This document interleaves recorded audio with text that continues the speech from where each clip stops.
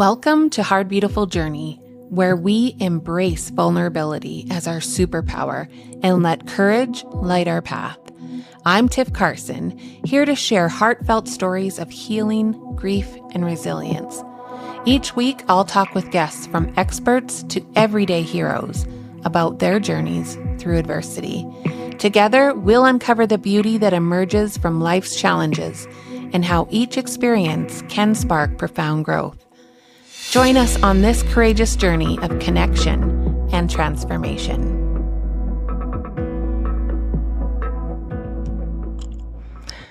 What do you do when the life that you've built on power, certainty, and success no longer feels true to who you are?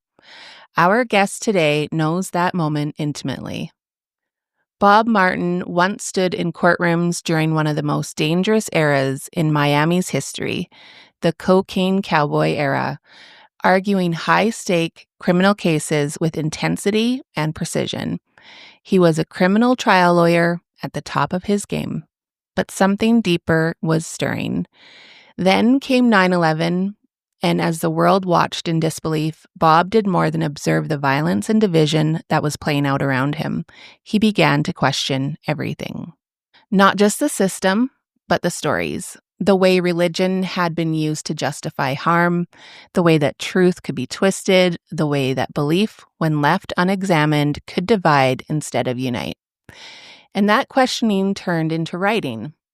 But not legal briefs this time. It was books. First came Children of Abraham, a bold and compassionate attempt to reimagine what divine guidance might look like in a fractured world. Then came I Am the Way, a spiritual conversation between Eastern and Western thought, born from deeply personal dialogue between Bob and his wife, two people with very different spiritual roots, but a shared devotion to kindness, curiosity, and connection.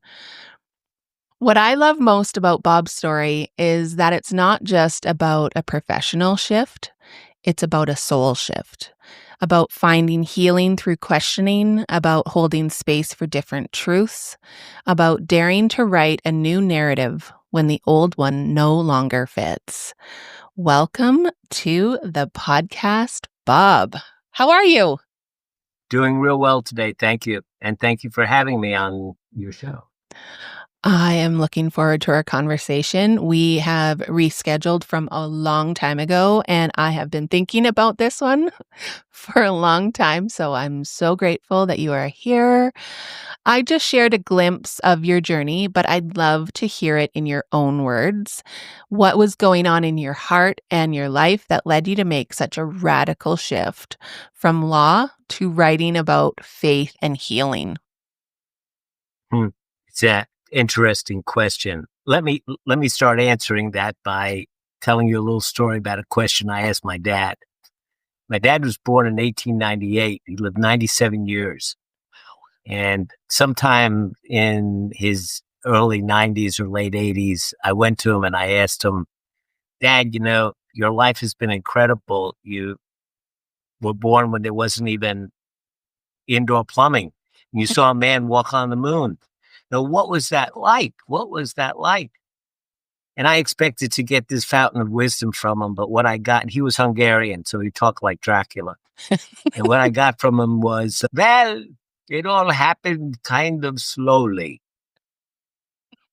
And I tell you that story because when you asked me the question, what was it? It all happened kind of slowly. Mm-hmm. Things happened in my life and doors opened and it seemed like they invited me to walk through them. And sometimes I wonder how many decisions in my life I made, which brings up the whole question of are things or are they synchronous, Mm-hmm. which is kind of above my pay grade. But let me get to your question. Sorry. That's That okay. little aside. So yeah, I was doing very well as a lawyer. People were walking into my office with oodles of cash. I had paid my house off by the time I was 34. Wow. And I had the respect of the courts. Most folks knew me. I had great friends in the media. Everything was just going as well as you could hope. Not personally, though. I guess one of the professional liabilities of being a criminal lawyer is that sometimes you start hanging out with your friends. Not that you engage in their activities with them, but you start to kind of know them. And uh, I was most connected with the Italian branch of a famous mob family, the Miami branch. And these guys were just fun to be around. And I was hanging out with them. And again, it was the cocaine cowboy days. And let's just say that my behaviors were a bit excessive. Mm-hmm. And as my behaviors became excessive, things at home became more frayed. So I spent more time at work, and it got to the point where I was coming home at midnight and leaving at 5 a.m. And I had 2 kids, and they weren't getting the attention they needed. It wasn't a very pretty picture. Mm-hmm. So in some ways, my story is unique, but in some ways it's very common because, you start to hit bottom and you reach out for help.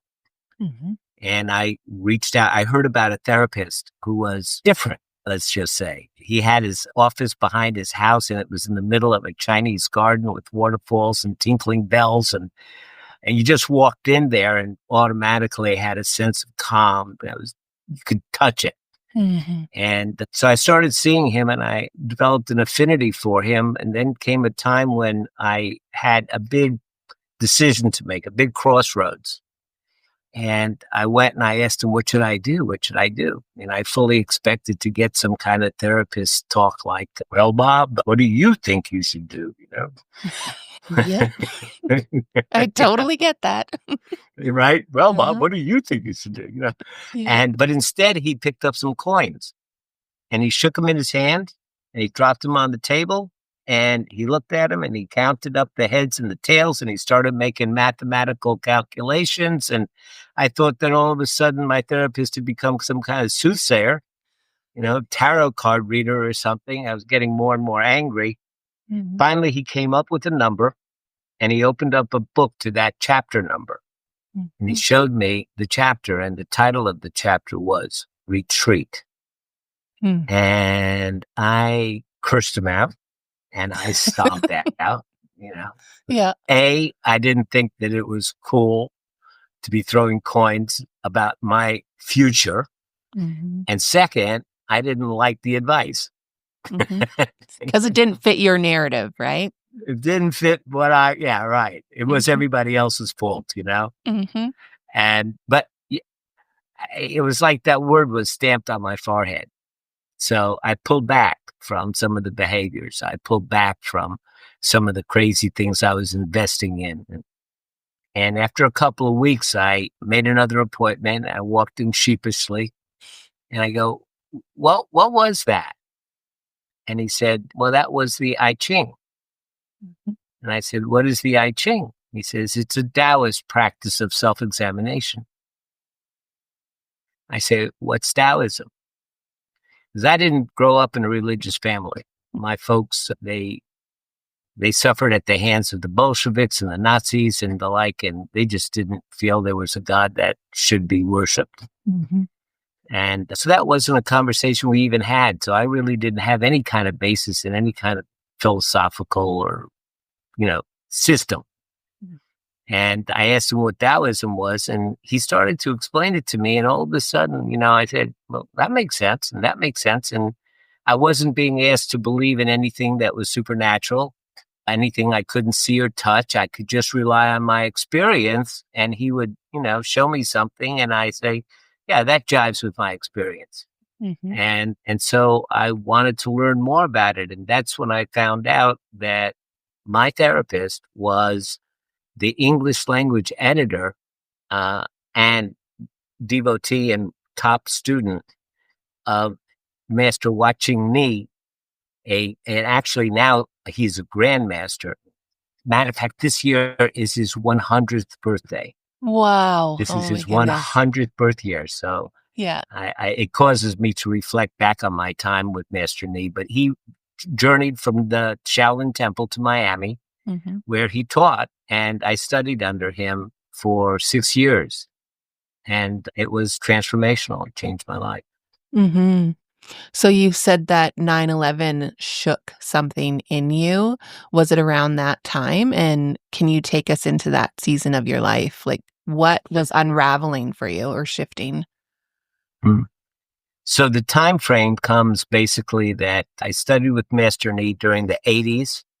And then at the end of the 80s, we had certain agreements with my mob clients that I wouldn't do anything unethical or illegal.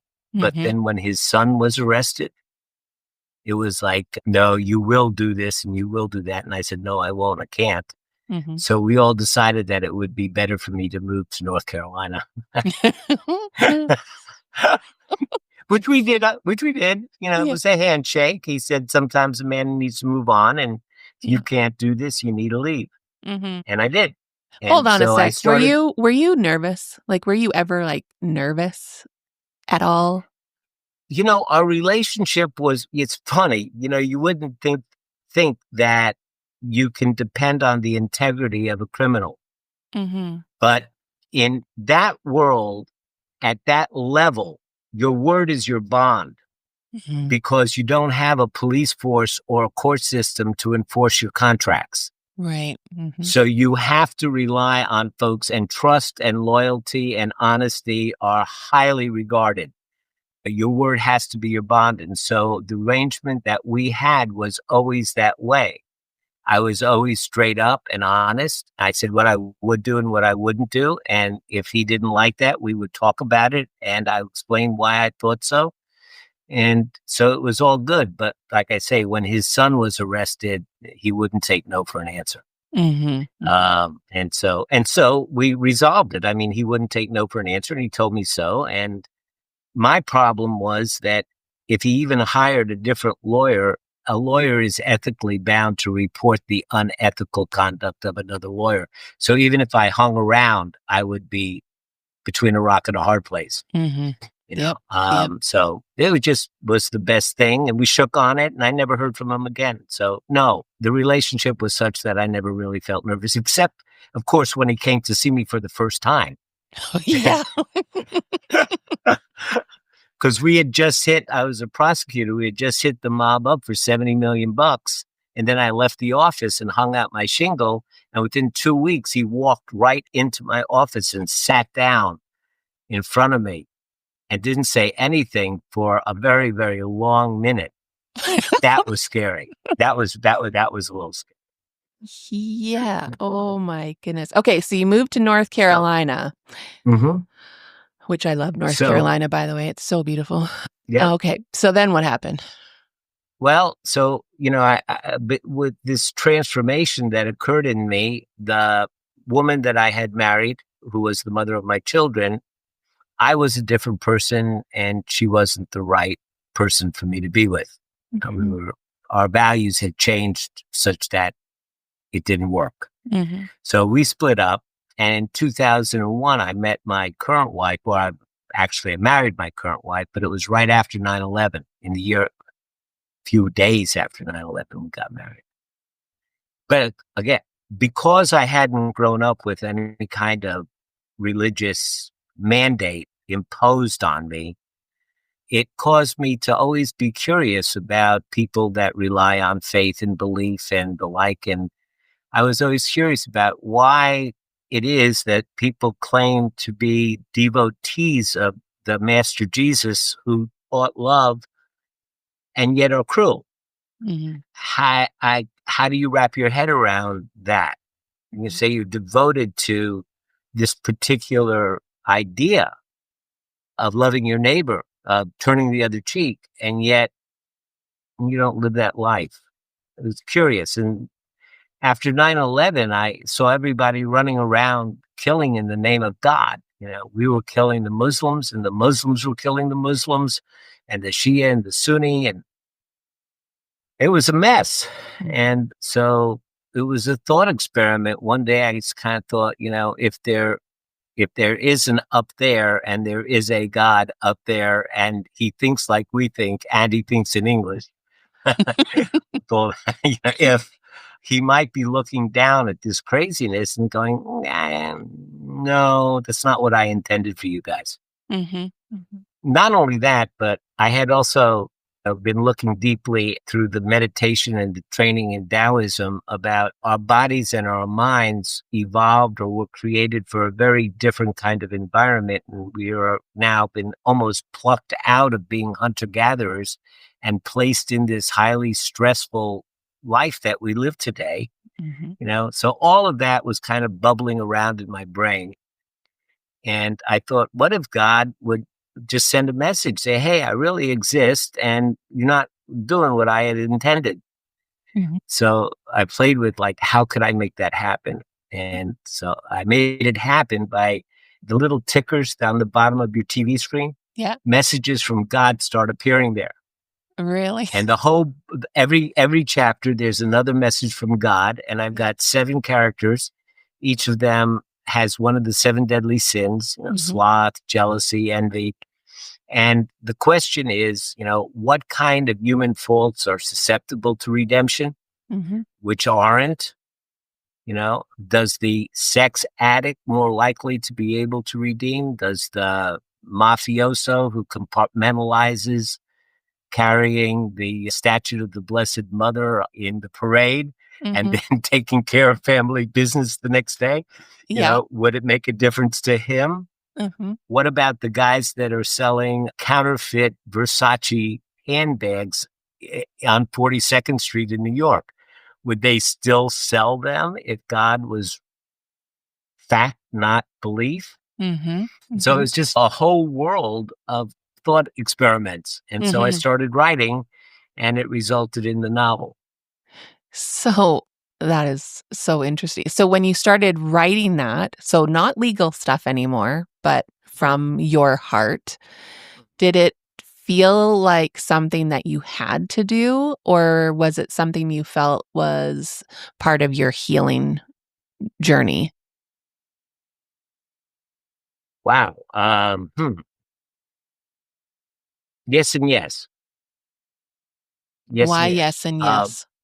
Well, it was certainly healing Mhm. to be able to explore these things. And these questions had always been up there circulating, and the ability to play it out in Mhm. a hypothetical put a lot of it to rest. So Mhm. it was healing in that regard. There was a lot of comfort and stability afterwards.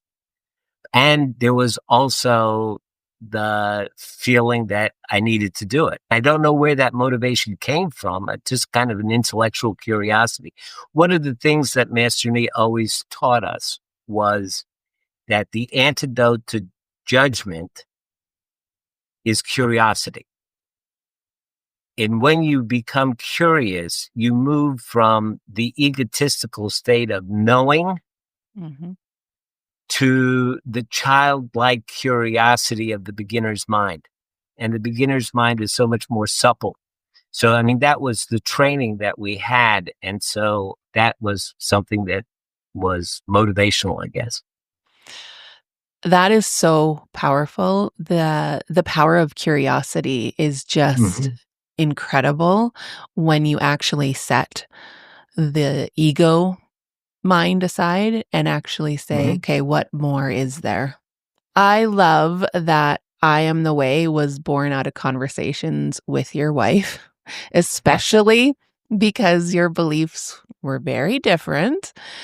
What did you learn from having those honest, probably very messy, but real conversations? Well, okay. So here I come in as a Taoist. Well, when I got to North Carolina, there's not a lot of Taoists in North Carolina. Oh, for your listeners, some of you, as an aside, for those who aren't familiar with Taoism, I could just leave it at it's kind of a sister to Buddhism, Mhm.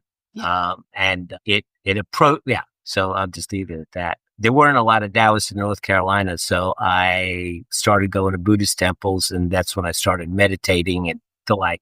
So here I come as a Taoist Buddhist, and I fall in love with this Bible literalist Southern Baptist. I mean, she thought my stuff was just weird, and I thought that I couldn't buy her science, that the world was 4,000 years old and Mhm. Noah's Ark and all those things. Yeah. So you have to grow up with that in order to be able to, accept it. Mhm. So there were funny things that happened along the way. First of all of her family in Moultrie, Georgia, deep, deep Deep, red area of deep Georgia, Georgia, yeah. Moultrie. Uh, they all were scared and were advising her that she was getting yoked to a heathen. And she would say to them, so you wondered, like, what was it that attracted us to each other? Yeah, But by like, then, what yeah, how did that happen? well, by then, one of the things that occurred, and I can remember it as if it was 10 seconds ago, was the moment that my heart opened. Mm, And there is a sensation when that happens, it's almost like it opens up and an energy that flows into your body. And it's like the positive side of PTSD because it changes the structure of your brain immediately. And after that, the primary thrust of your life is to ease suffering. And she is a saint.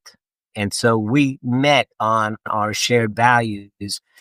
She had been married twice before, and each time, if she wanted to go into the kitchen and cook for a group, if she wanted to help this person out, her husband's always saying, why do you have to bother with that? Why do you have to do that? Why does it always have to be you? And for me, what she got was, that's wonderful. mhm, That's great. Go for it. mhm, And she supported me as well in those endeavors. And so that's where we met. mhm. And we just supported each other. And we also worked together for some time. And so we developed a deep friendship. Mm. But I remember one time she was going off to church and she just seemed very sad. And I said to her, honey, why are you sad?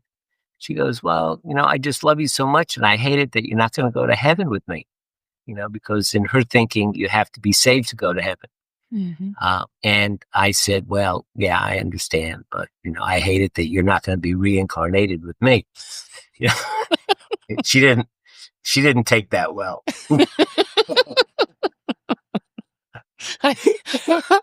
Oh my goodness. To be a fly on So, the wall for that one. Oh my gosh. but then what happened was she came home and she was telling me there was evidently a pretty good guest preacher who came in, and it really, really moved her. And she came home and she wanted to tell me all about it. And as she was telling me the teaching, I was thinking, oh, that sounds just like Lao Tzu. Lao Tzu is the author of the Tao Te Ching, which is the main book of Taoism. Mhm. I said, that sounds just like Lao Tzu. Let me go look. And so I looked and I kind of flipped through the Tao Te Ching and I found, the passage. And I go, wow, that's interesting. And I said, I wonder, and it's just another kind of thought experiment. I wonder if I could take this, because the way the Tao Te Ching is written, it's almost like 81 poems. Mm. They're rarely more than a page, usually a paragraph or two. And they're in that kind of Confucius say, like Mhm. deeply, heavily packed, cadence oriented meditations. And I wonder if I could take, because I'd been playing around with poetry at that point, and I wonder if I could take this and find Christian terminology and reimagine it as a Christian devotion, no, Mhm. as a Christian affirmation. Mhm. And so I went to Google and I said, hey, Google, what does the Bible say about leadership? So it gave me like all these citations. Yeah. So I started reading to them. Sure enough, I found one that was right on point. So I went and I looked at that in the Bible and I said, then the next thing was, how to kind of mirror the cadence. Mm. I didn't have to worry about rhyme. So thank God, because I couldn't, I don't know, that would have been too much. Just the cadence. So I played with it and I wrote a couple of these and I read them to her and she goes, wow, those are really good. Who'd you get that from? I said, no, I wrote it. She goes, what? I said, yeah, I kind of translated it from the Taoist. And she goes, let me see the original. So she read it and she looked at mine and she looked at this and she looked at it and she goes, "It's not so weird. I get it."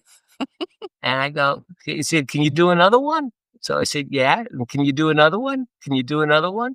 Yeah. So finally I wrote all 81 of them. And again, by happenstance, this time I didn't have to try to get it published because somehow word got to a publisher Yeah. and they reached out to me and they said, "Can we see it?" And I said, "Yeah." They said, "We want to publish it." That's So now incredible. it's out there. Yeah. Let's see it. I want to see that. Oh, wow. I am the way. That is Now, incredible. the reason I call it I am the way is because the word Tao means the way. The way. Yeah. Yeah. Yeah. So maybe Jesus was saying, "I am the Tao." Mm-hmm. Maybe. I don't know. Maybe. There you go. Maybe. So this is like, especially in this time right now, how divided it is in our world. Yeah, like even having those distinct separations in your beliefs within your same house, that can be scary. Not just the world, but in your house. Was it something that brought you and your wife closer together over the years? Absolutely.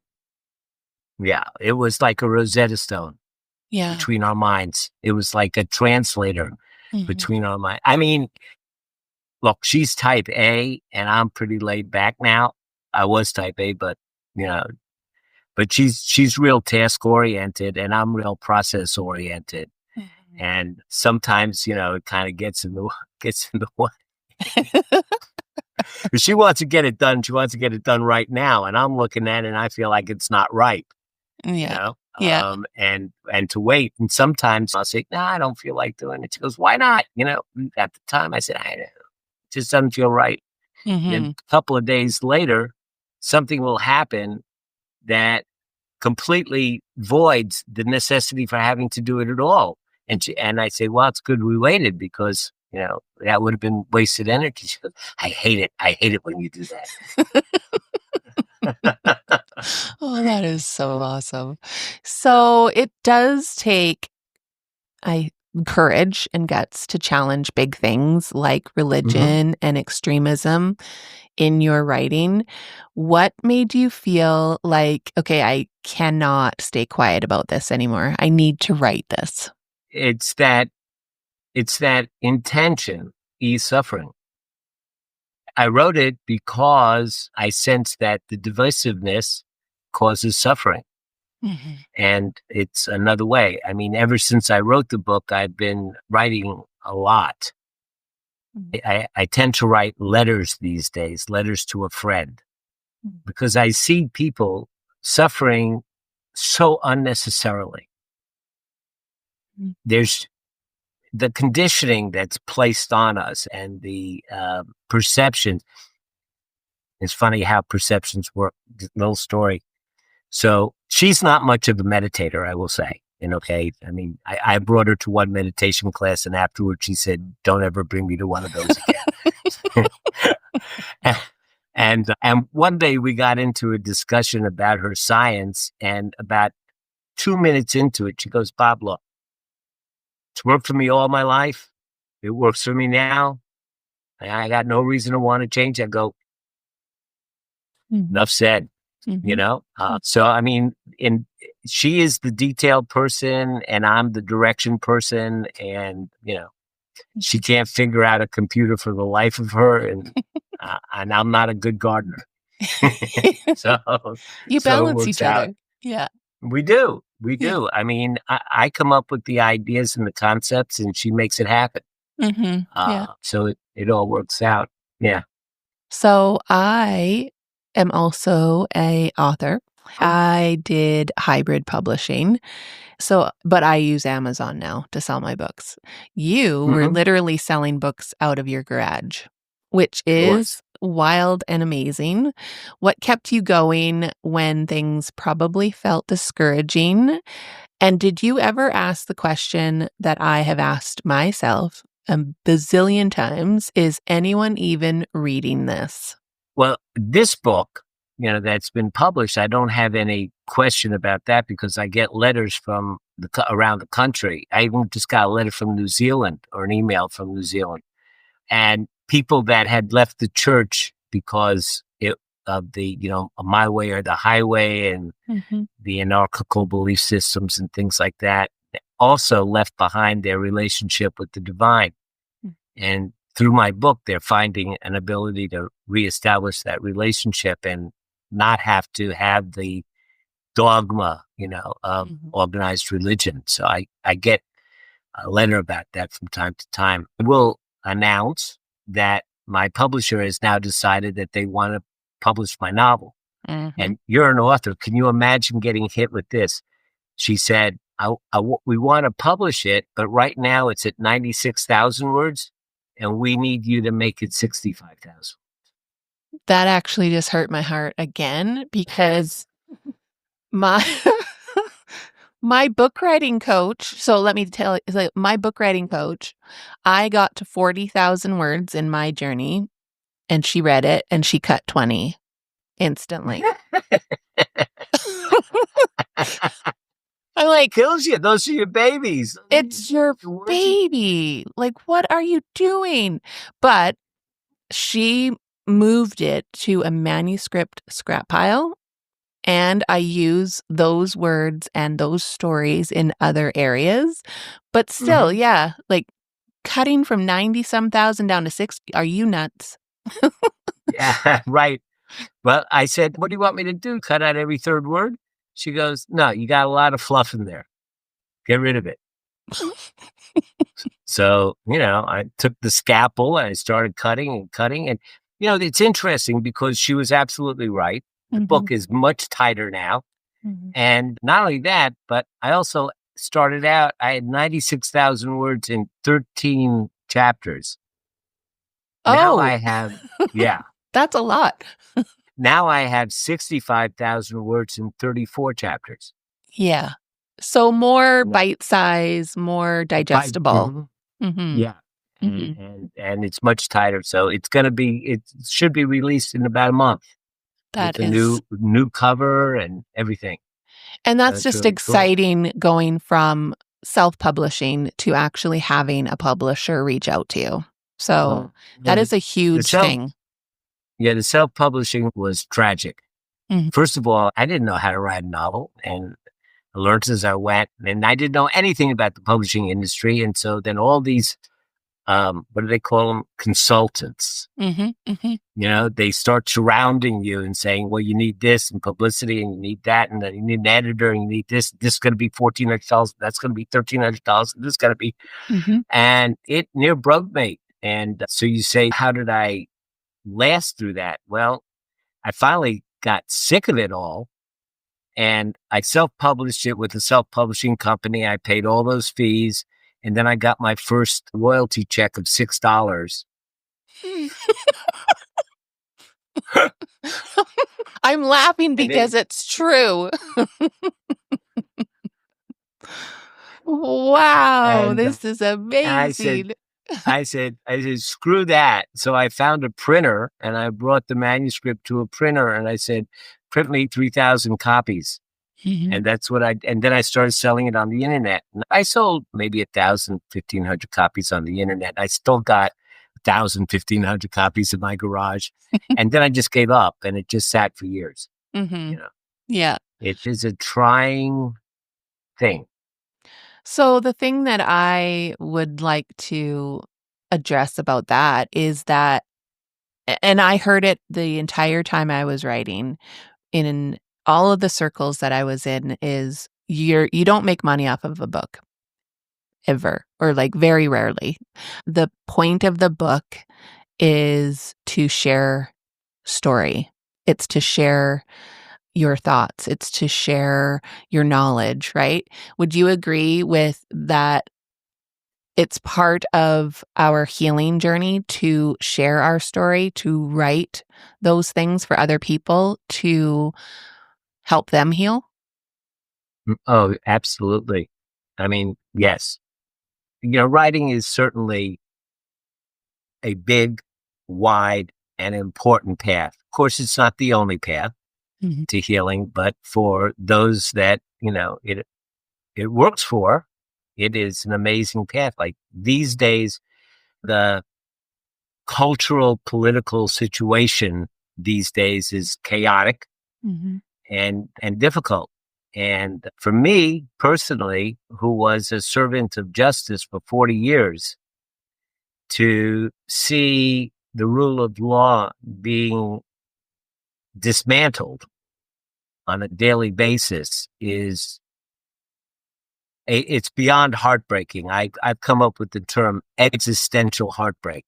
And if I could not write, I don't know what I'd do with it. It's a release. It's a Oh, release yeah. of the hard things that are going on right now. So this might sound really random, this question, but do you ever see any connection between your time as a trial lawyer and the spiritual work that you do now? Or do you feel like they are completely two different worlds? No, because when I came to North Carolina, I continued to practice law, but I only practiced law for what Master Jesus would call the least of these. I say Master Jesus because Lord doesn't fit in my cosmology, but Master does. I think that Jesus was one of the great wisdom teachers, along with so many others. And let me mention something about that in a moment after I answer your question. But I think that the best lawyers, the best, are the ones that are sensitive and empathic and realize that their job is to work with people at the edge of existence for the most part, unless you're doing a real estate transaction. But, if you're doing a divorce, if you're doing a criminal trial, if you're doing a lawsuit where somebody has been paralyzed, you are stepping into somebody else's life and taking on the responsibility of doing what you can in the situation that they're in. And those is usually pretty extreme situations. So, like I say, if you come into it because you're interested in the fee or you're terribly academic, if you're very academic, you should be sitting in the office writing contracts. But if you're doing trial law and you are taking this person's life and this person's story, and it's your job to turn around and present that to a jury, and you have to create a theory of the case, and then you have all of the characters and the evidence to weave into that. So the skill of doing that is very helpful to an author because it's almost like writing a book. But just like any other business, I think it's not about selling the car. It's about loving your client, and even if you just love them for the moment, as long as it's your case, and then you give it to the jury, and then the jury comes in and they go yay or nay. And then you go home and you either cry or you celebrate. And the next day you get up and you say, what's the next case? Kind of weird. Have any of them really stuck with you over the years? Oh, sure. Yeah. Yeah. So many people listening right now, I think, are in that uncomfortable middle space where they're questioning what they were taught, but not sure what to believe now. I know that I have been in that messy middle space. What's something small that they can do to start finding their truth? It's interesting you say that because my wife and I now go to church, and I've been saved. I've been baptized. Yeah. Because we found this very, very progressive church that could handle both of us. It's that broad. And the matter of fact, I went to the pastor and I told him my cosmology. He goes, you're good. Yeah. And we have an adult Sunday school called the Seekers. And there's like 6 retired pastors in there. And most everybody else are recovering Baptists or recovering Methodists or recovering this or recovering that. Yeah. So we're all seekers in that class. And so it's very affirming. And they accept my Buddhist background, and very often I'm able to say, well, in Buddhism, we look at that this way, and I learn other ways to look at it from the Christian perspective. So it all works out. So for me, when I talk about, I have a current working hypothesis about how the universe works. Uh-huh. And it's subject to change if new evidence comes along. Of course. But most people, if you're in a very conservative church, you don't have that freedom. So I would say, and you don't have the freedom, and at the same time, on some level, you are questioning, but then you're suppressing the questioning, and that I think is a terrible way to live. Mhm. Very stressful way to live. Between what about the dinosaurs? Where do they come into the history Mhm. and things like that? But to answer your question, surround yourself with beauty. You have a responsibility to experience awe. Go find it wherever you can find it and cultivate it, because the sensation of awe is the sensation of being in contact with the divine. The sensation of beauty points to something that is the ideal. And we know that we don't live the ideal. And in that, you can find the whole mush of what it means to strive to be divine and yet be faulty as a human. When we look at something that's beautiful, we see the possibility, we see the potential. And there's something in us that says that I resonate with that. We resonate. There is even something called Stendhal syndrome where, seekers will go and they will see something that's so beautiful that they faint. Mhm. And then, the brain science confirms that there's a part of the brain, the left prefrontal cortex, that is where our sense of spirituality and connection and creativity rests. And today, the world will stimulate the fight-flight response on the right, but it doesn't give you a lot on the left. Mm. So we become actually unbalanced. Mhm. We're heavy right, not so much left. And when you're unbalanced, that's when you start going down the rabbit hole. And if you don't want to be, you have to intentionally stimulate your left side. You have to, I sit on my desk. I got my little Tai Chi men here. I got my little yin yang box with my little candies in it. Yeah. I've got pictures of beautiful things up there. Here's a stone I brought back from California. So these are all the energetic things that I put around on my desk. Just whenever I have to take a deep breath, I look at my little guy here. I just Mhm. like this little guy. He talks to me. This is his brother. Oh, nice. I love them.